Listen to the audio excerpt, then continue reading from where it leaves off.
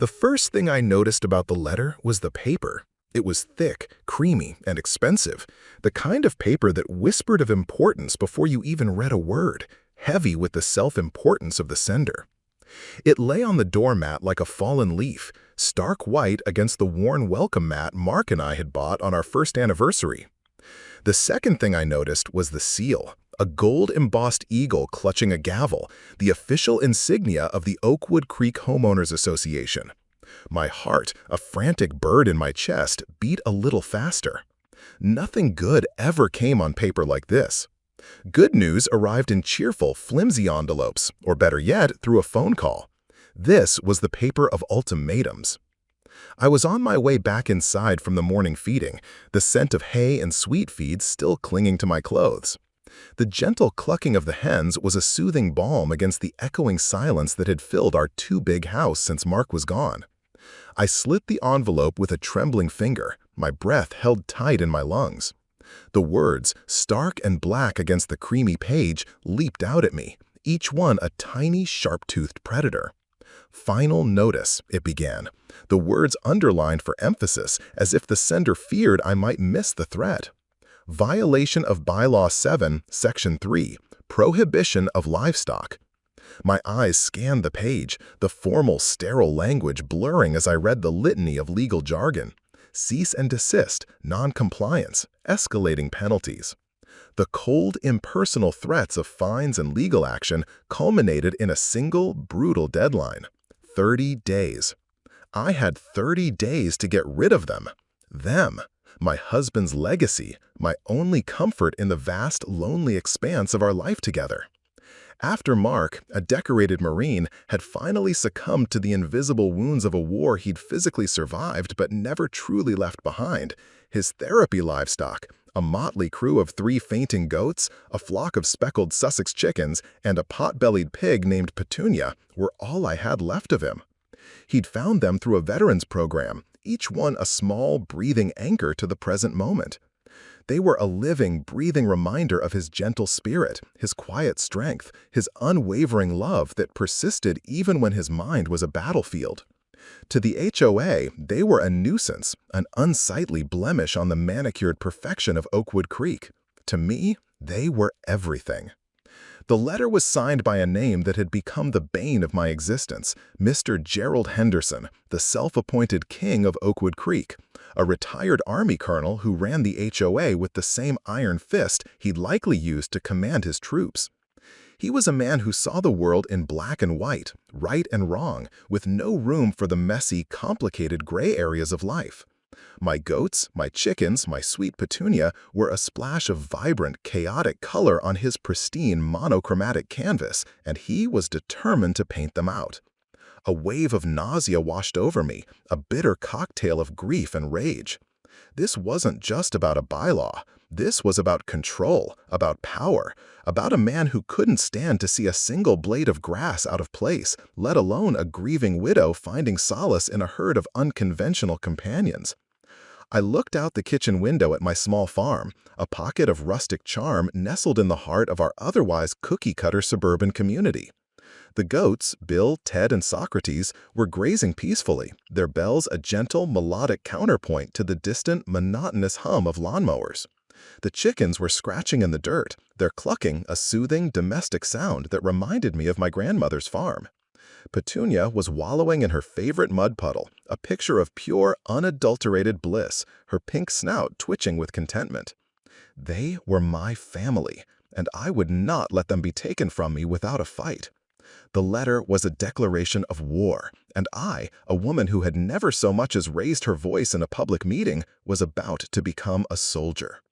My grief, a heavy shroud that had enveloped me for months, began to smolder, the edges curling with the heat of a newfound purpose. Henderson had threatened my livestock, but what he had really done was awaken a sleeping giant. He had no idea who he was messing with. He had no idea the lengths I would go to protect the last vestiges of my husband's love. The battle for Oakwood Creek had begun. My first move was to try reason. I was, by nature, a diplomat, a believer in the power of conversation and compromise. I called the HOA office, my voice shaking slightly as I requested a meeting with Mr. Henderson. His secretary, a woman with a voice as starched as her collar and a nameplate that read Dolores, informed me that Mr. Henderson was a very busy man, but he could graciously spare me 15 minutes the following Tuesday. The condescension was palpable, but I took the appointment. The HOA office was as sterile and impersonal as the letter I had received. The walls were a pale, institutional gray, adorned with framed copies of the bylaws and a large, imposing oil portrait of Henderson himself. In the painting, his eyes, even in oil paint, seemed to judge and condemn, a permanent fixture of disapproval watching over his little kingdom. I sat on a hard, uncomfortable chair, my hands clasped tightly in my lap, the ticking of a large, soulless clock on the wall marking each agonizing second of my wait. Henderson was a man who commanded a room without even trying. He was tall and broad-shouldered, his posture ramrod straight, his silver hair cropped close to his scalp in a military-style cut. He entered the room without a word, his eyes, the color of a winter sky, sweeping over me with a cool, detached appraisal. He didn't offer me a seat at his imposing mahogany desk, so I remained standing, feeling small and insignificant under his gaze. "Mrs. Jensen," he said, his voice a low, rumbling baritone, "I have your file." He gestured to a folder on his desk, a folder that I knew contained every detail of my life in Oakwood Creek, from the color of my front door, which he'd once sent a warning about, deeming it a shade too vibrant, to the number of times I'd been late with my HOA dues. "Mr. Henderson," I began, my voice stronger than I expected, "I'm here to talk about the letter." "The letter was quite clear, I believe," he said, his tone leaving no room for argument. "The bylaws are the bylaws. They are not open to interpretation. They are the bedrock of this community's value and order." "But these aren't just livestock, Mr. Henderson," I pleaded, my voice cracking with an emotion I couldn't suppress. "They were my husband's therapy animals. They're registered. They're all I have left of him." A flicker of something, annoyance, impatience, crossed his face. "Your personal circumstances, while unfortunate, are not the concern of the HOA. We have a duty to uphold the rules, to maintain the aesthetic and financial integrity of this community. Exceptions create precedents, and precedents lead to chaos." "The aesthetic integrity?" I repeated, my voice rising in disbelief. "A few goats and chickens are a threat to the aesthetic integrity of Oakwood Creek? My property is immaculate. They are contained, quiet, and beloved by many of our neighbors." "They are a violation of a legally binding contract you and your husband signed when you purchased your home," he said, his voice as cold and hard as granite. He tapped the file with a manicured finger. "The matter is closed." He stood, a clear dismissal. The meeting was over. I left the office, my cheeks burning with a mixture of humiliation and fury. The diplomat in me had failed. It was time to unleash the warrior. My next step was to seek legal counsel. I found a lawyer who specialized in HOA disputes, a weary-looking man named Arthur Finch with a kind face and a cluttered office that smelled of old books and stale coffee. He told me I had a case, especially given their status as therapy animals, but it would be a long, expensive, and uphill battle. "HOAs have a lot of power," he said, shaking his head as he leafed through my paperwork. "They're like little fiefdoms with their own laws and their own rulers. And Henderson runs his like a tyrant." He quoted me a retainer fee that made my stomach clench. It was more money than I had in my savings account, a sum I needed for property taxes and the inevitable repairs an old house demands. Defeated, I returned home, the weight of the world on my shoulders. A few days later, a second letter arrived, this one even more menacing than the first. The deadline had been shortened to 15 days, and a fine of $500 had been levied against me.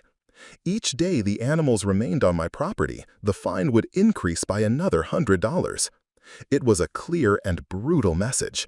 Henderson was not just going to win, he was going to crush me financially and emotionally.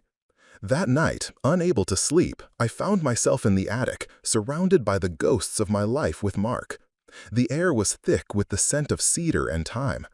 I was looking for something, anything, that might give me a glimmer of hope, a weapon to fight back with. I opened his old military footlocker, a treasure chest of memories from his time in the service. Inside, nestled among his crisply folded dress blues and tarnished medals, I found a stack of documents bound together with a thick rubber band. The top page was stamped in red ink with the words, "Special Project, Operation Homecoming." My curiosity piqued. I sat on the dusty floor and began to read. The documents detailed a proposal for a comprehensive veteran support program, a program that Mark had poured his heart and soul into designing. It was a compassionate, forward-thinking plan to help soldiers transition back to civilian life, with provisions for counseling, job training, and, to my surprise, a robust therapy animal program. The project had been funded by a substantial government grant, a grant that, according to the documents, had been awarded to Mark's unit. As I dug deeper, I found a series of letters exchanged between Mark and his commanding officer at the time, a man I was shocked to discover was none other than Colonel Gerald Henderson. The letters revealed a growing conflict between the two men, a fundamental disagreement over the direction of the project. Mark had wanted to create a program that was holistic and veteran-centric, a program that addressed the emotional and psychological wounds of war with dignity and respect. Henderson, on the other hand, had been more concerned with logistics and optics, with creating a program that looked good on paper, a program that would reflect well on his command and could be run with maximum efficiency and minimal cost. The last letter in the stack was from Mark, a passionate and defiant plea to Henderson to honor the original intent of the grant. "This isn't about us, sir," he had written in his familiar, strong cursive. "It's about the men and women who have sacrificed so much for this country. We have a moral obligation to provide them with the best possible care, not just the most cost-effective." There was no response from Henderson in the file, and, as far as I knew, Operation Homecoming had never been implemented. A cold, sickening suspicion began to form in the pit of my stomach. I spent the next few days in a frenzy of research, my fingers flying across the keyboard as I delved into the dark, labyrinthine world of government contracts and military spending. I made phone calls, sent emails, and filed Freedom of Information Act requests. I was a woman possessed, fueled by coffee and a desperate need to uncover the truth. And then, late one night, I found it. A single, damning piece of evidence that blew the case wide open. It was a financial report, buried deep in an obscure government database that detailed the disbursement of the Operation Homecoming grant.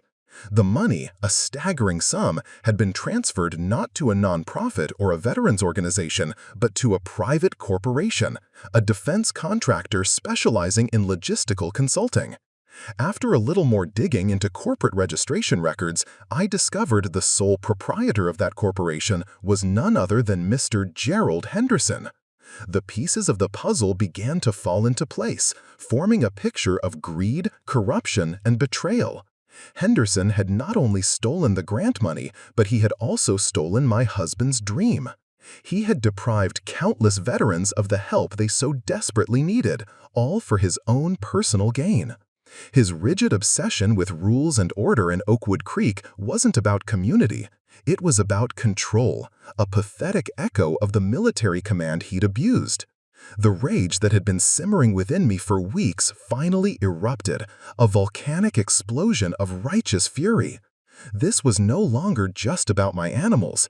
This was about justice. This was about honoring my husband's memory. This was about exposing a monster who had been hiding in plain sight. Armed with my newfound knowledge, I knew I couldn't fight this battle alone. I needed allies. I started with my neighbors, the ones who had always been kind and supportive, the ones who had brought me casseroles after Mark's funeral, the ones who had always stopped to chat with me over the fence, cooing at Petunia and feeding the goats handfuls of grass. I invited them over for coffee, my voice trembling as I laid out the evidence I had uncovered. I showed them the documents, the financial reports, the letters between Mark and Henderson. I told them about Operation Homecoming, about my husband's dream, about the veterans who had been cheated out of a chance at a better life. Their reactions were a mixture of shock, outrage, and disbelief. "I knew there was something off about that man," said Mrs. Gable, a sweet, grandmotherly woman who lived next door.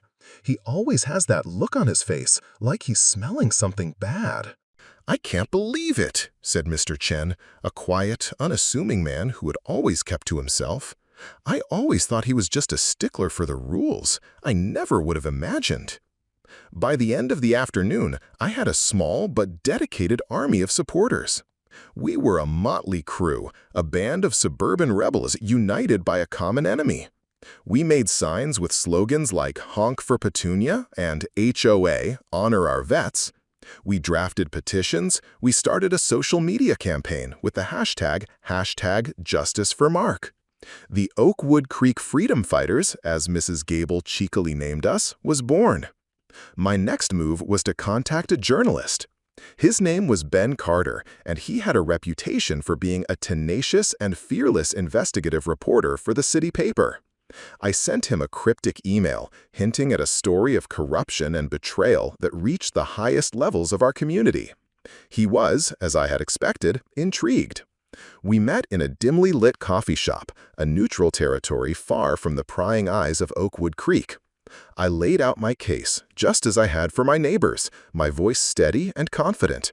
Ben listened intently, his eyes sharp and intelligent, never leaving my face.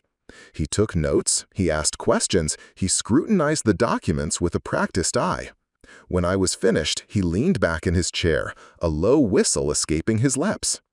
"This is big," he said, his voice a mixture of excitement and awe. "This is really big. A decorated colonel stealing from his own men? That's a story that writes itself." He agreed to take on the story, to use his resources and his platform to expose Henderson for the fraud he was. We formed an alliance, a partnership forged in the fires of a shared pursuit of justice. Our plan was simple but brilliant. We would set a trap, a carefully orchestrated piece of theater designed to lure Henderson into a public confession. We created a fake town hall meeting, a forum for the community to discuss the HOA's finances and future projects. We leaked the information to a local gossip blog, knowing that Henderson, a man obsessed with his public image, would not be able to resist the opportunity to stand before his subjects and defend himself. While Ben worked his magic, verifying my findings and preparing his story for publication, I continued to rally the troops. Our small army of supporters had grown, our message spreading like wildfire through the community. We held rallies, we went door to door, we blanketed the neighborhood with flyers. The tide was turning. The people of Oakwood Creek, once divided and intimidated, were beginning to unite. The night of the town hall meeting, the air in the community center was thick with anticipation. The room was packed, a sea of anxious and angry faces. I stood at the podium, my heart pounding in my chest, my hands clutching the microphone. I looked out at the crowd, at the faces of my friends and neighbors, at the faces of the people who had come to support me, to support my husband, to support the cause of justice. And then I saw him. Henderson, sitting in the front row, his face a mask of smug self-assurance. He had walked right into our trap. The show was about to begin. I took a deep breath and began to speak. I told them my story, my voice ringing with a newfound strength and conviction. I told them about Mark, about his service, about his dream. I told them about the goats, the chickens, the pot-bellied pig named Petunia. I told them about the letters, the threats, the intimidation. And then I dropped the bombshell. "Mr. Henderson," I said, my voice as sharp and clear as a bell, "I have a question for you." A hush fell over the room. All eyes turned to Henderson, his face, for the first time, betraying a flicker of uncertainty. "I'm not sure what you're talking about," he said, his voice a little too loud, a little too defensive. "Oh, I think you do," I said, my voice dripping with sarcasm. "I'm talking about the government grant, the one that was awarded to your unit to fund a veteran support program. The one that my husband designed. The one that you stole." A gasp rippled through the crowd. Henderson's face went pale, his eyes darting around the room like a cornered animal. "That's a preposterous accusation," he sputtered, his voice a weak imitation of its usual commanding tone. "Is it?" I said, my voice rising to a crescendo. "Then perhaps you can explain this." On cue, Ben Carter, who had been standing discreetly at the back of the room, dimmed the lights. I clicked a button on my laptop, and the financial report projected onto the large screen behind me, the damning evidence of his crime displayed for all to see. The numbers, the corporate name, his name, it was all there in black and white. The crowd erupted, a chorus of boos and jeers directed at the man who had once been their king. Henderson, cornered and exposed, finally broke. "It wasn't supposed to be like this," he stammered, his voice choked with a mixture of fear and self-pity. "The investments went south. I was going to pay it back. I just needed a little more time." It was a confession, a public admission of guilt that sealed his fate. At that moment, as if on cue, the doors to the community center burst open and 2 police officers entered the room. They walked straight to Henderson, their faces grim and determined. "Mr. Gerald Henderson," one of the officers said, his voice calm but firm, "you're under arrest for fraud and embezzlement." As they led him away in handcuffs, a wave of triumph washed over me, a feeling of pure, unadulterated victory. I had done it. I had fought for my husband, for my animals, for my community. I had faced the giant, and I had won. The aftermath of Henderson's downfall was a whirlwind of activity. The story of the corrupt HOA president and the grieving widow who had brought him to justice became a local sensation. Ben's article went viral, and the story was picked up by national news outlets. The original grant for Operation Homecoming was reinstated by the Department of Defense, and I, to my surprise, was asked to sit on the board to oversee its implementation. The community, now united by a shared sense of purpose, called for an emergency HOA meeting. The old board was ousted and a new one was elected, with me, a woman who had once been considered a troublemaker, as its president. Our first order of business was to amend the No Livestock bylaw, making an exception for registered therapy animals. A few months later, I found myself sitting in a sterile, gray room, waiting for a man I had once considered my mortal enemy. Henderson, now stripped of his power and his pride, was a shadow of his former self. He was thinner, his eyes were dull, his posture, once so ramrod straight, was now stooped and defeated in his prison-issue jumpsuit. We sat in silence for a long time, the air thick with unspoken words. "I'm sorry," he finally said, his voice barely a whisper, not looking at me. "I'm so sorry. I respected Mark. I just lost my way." I looked at him, at this broken man, and I felt not hatred, but a strange and unexpected sense of pity. My fight had never been about revenge, not really. It had been about justice, about honoring my husband's legacy, about turning my personal tragedy into a source of strength and hope for others. "I know," I said, my voice soft. "I forgive you." And in that moment, I felt a sense of closure, a sense of peace that had eluded me for so long. The battle was over, the war was won. The final scene of my story is not one of vengeance, but of redemption. It's a picture of me, standing on my small farm, surrounded by my beloved animals, the gentle sound of their bells a constant reminder of the love that had sustained me through the darkest of times. The Veteran Support Center, my husband's dream, is now a reality, a thriving hub of hope and healing for the men and women who have sacrificed so much for our country, located just a few towns over. Sometimes I take Petunia to visit. She's a huge hit. I had lost the love of my life, but I had found a new purpose. I had transformed my grief into a catalyst for change, my pain into a source of power. I had fought for my home, for my community, for the memory of the man I loved.